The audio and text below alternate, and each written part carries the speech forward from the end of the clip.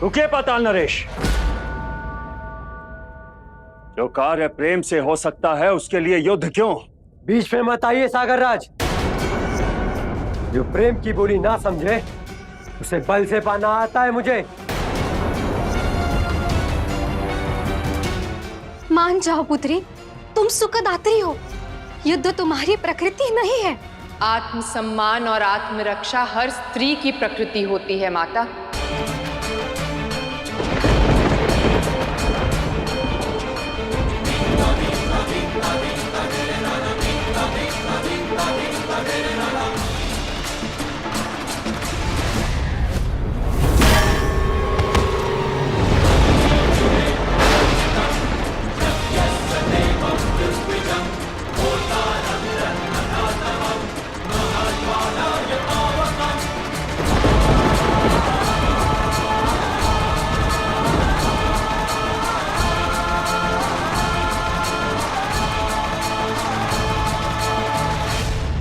हे मंदार पर्वत, जगत कल्याण के लिए नारायण की आज्ञा से समुद्र मंथन होना है और इस कार्य ने हम देवों और असुरों को एक कर दिया है। आप भी इसमें अपना सहयोग दें, इस मंथन में मथनी बनने के लिए।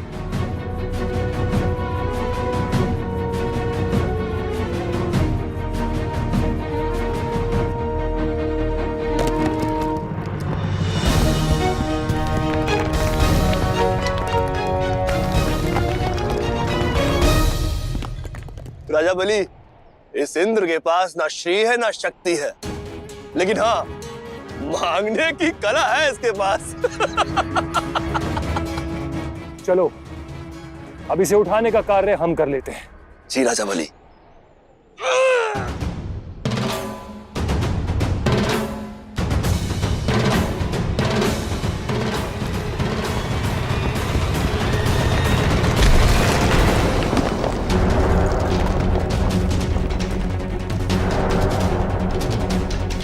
प्रभु, मंदार पर्वत बहुत विशाल है।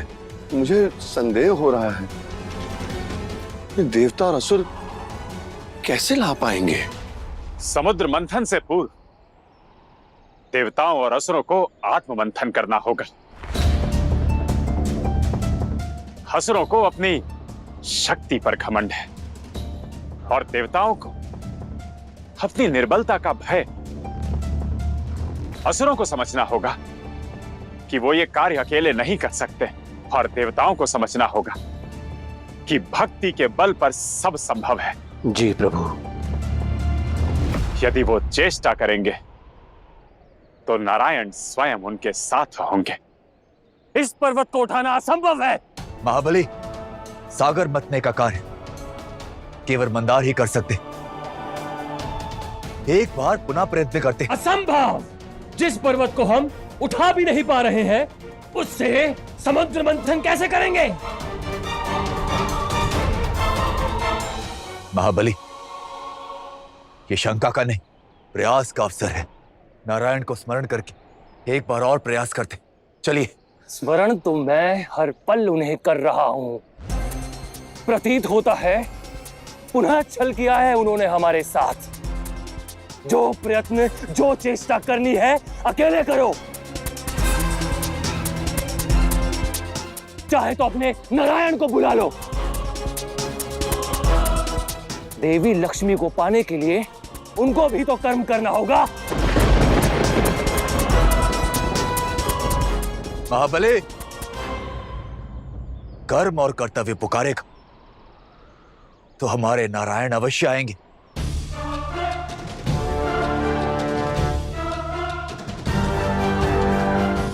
नारायण सहायता करें हमारी। नारायण सहायता करें हमारी।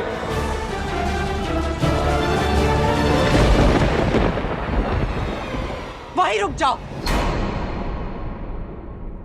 अपनी हार स्वीकार कर लो और चले जाओ यहां से। हार तो गया हूं मैं तुम्हारे रूप के आगे। अब अपने पास में बांधकर मैं पाताल लोक ले जाना शेष है।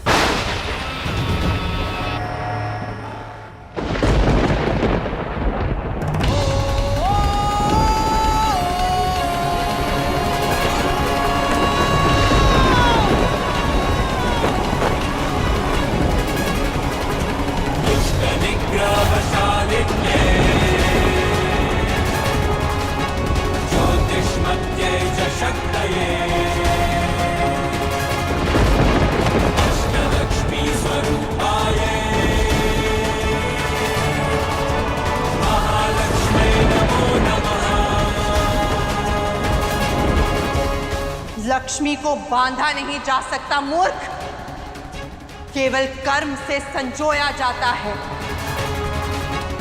लेकिन तुझ जैसा अधर्मी और पापी केवल लक्ष्मी को खोना जानता है।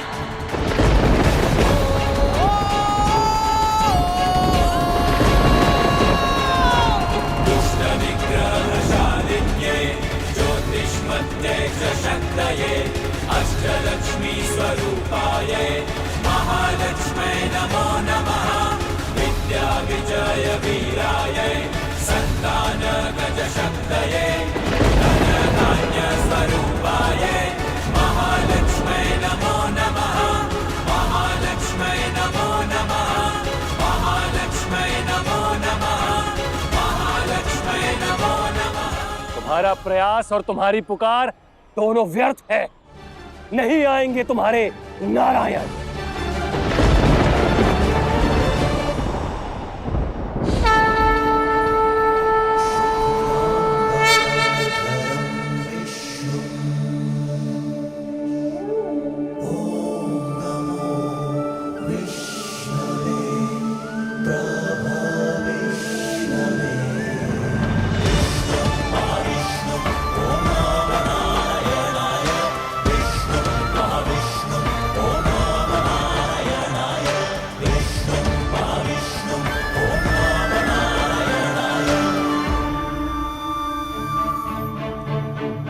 यदि सच्चे मन से पुकारो तो मैं स्वयं आ जाता हूं असुरराज, किंतु यदि मन में संशय का भार हो तो हल्की से हल्की वस्तु भी बहुत भारी लगती है। नारायण, हमने अथक प्रयत्न की, मंदार पर्वत ने भी सहयोग किया, असुरों ने भी अपना बल लगाया, किंतु हम विफल रहे। अब आप भी कोई मार्ग दिखाइए। किसी भी कठिन कार्य की सफलता का मार्ग आत्मविश्वास होता है देवराज। आत्मग्लानि और भय कभी भी सफलता के मार्ग पर नहीं ले जाते। वो विश्वास ही होता है जो एक शिशु को अपनी माता पिता की उंगली छोड़ उसे चलने को प्रवृत्त करता है। यदि विश्वास होता तो यह मंदार पर्वत क्या समस्त सृष्टि का भार उठा लेते। नारायण, सृष्टि का भार आप बाद में उठाइएगा, पहले ये मंदार पर्वत उठाइए। देखते हैं आपके विश्वास में कितना बल है।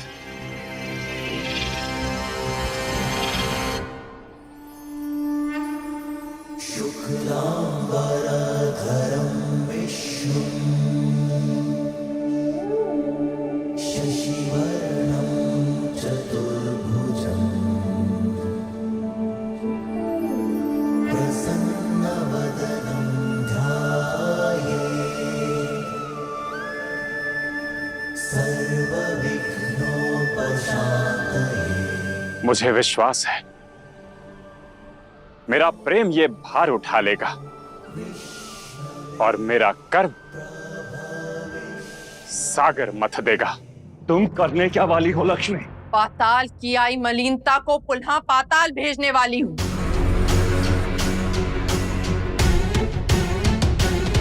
स्त्री चाहे लक्ष्मी हो या कोई साधारण स्त्री,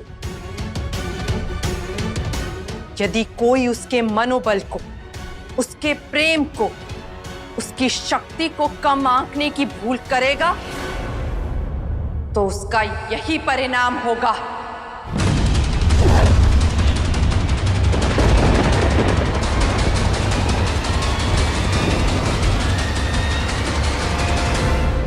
रुक जाओ पुत्री। पुत्री कहने का अधिकार खो चुके हैं आप। प्रतिशोध की अग्नि ने इस पावन संबंध को जलाकर भस्म कर दिया है। मेरे आदर का उत्तर छल से दिया है आपने। मैंने अपना वचन निभाया। आप दोनों को माता पिता का स्थान दिया, प्रेम दिया, आदर दिया। आपके हृदय में ममता का अमृत नहीं, केवल प्रतिशोध का विष है।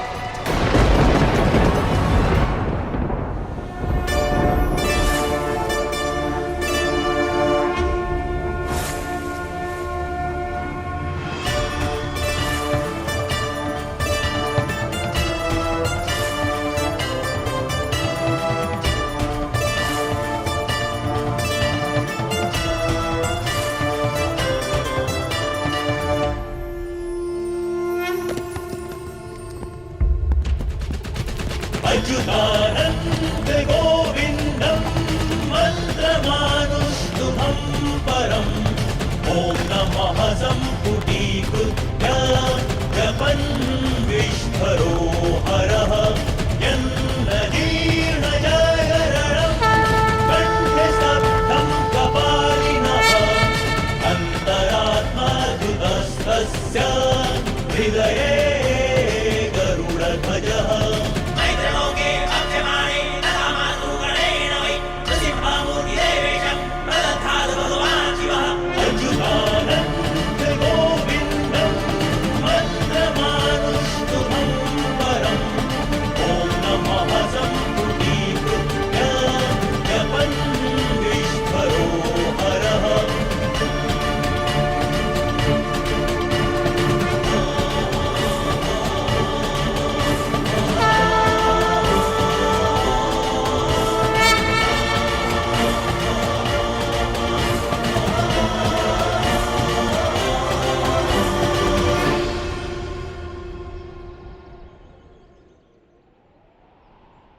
गरुड़ गरुड़ गरुड़।